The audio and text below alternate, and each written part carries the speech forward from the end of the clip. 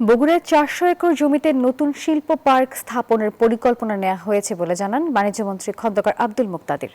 শনিবার Bogura chamber of commerce and ইন্ডাস্ট্রির নবনির্বাচিত পরিচালনা পর্ষদের অভিষেক অনুষ্ঠানে এসব কথা জানিয়েছেন তিনি।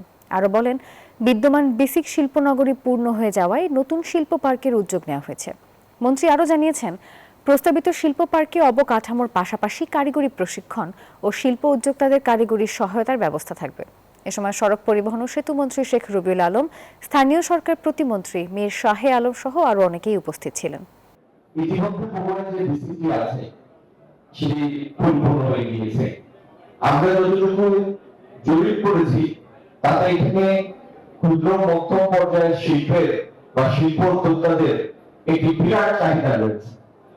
সেই চাহিদাকে প্রতি লক্ষ্য রেখে আগামী দিনে আমরা প্রায় ৪০০ একরের একটি বিসিটি শিল্প পার্ক করার পরিকল্পনা করছি।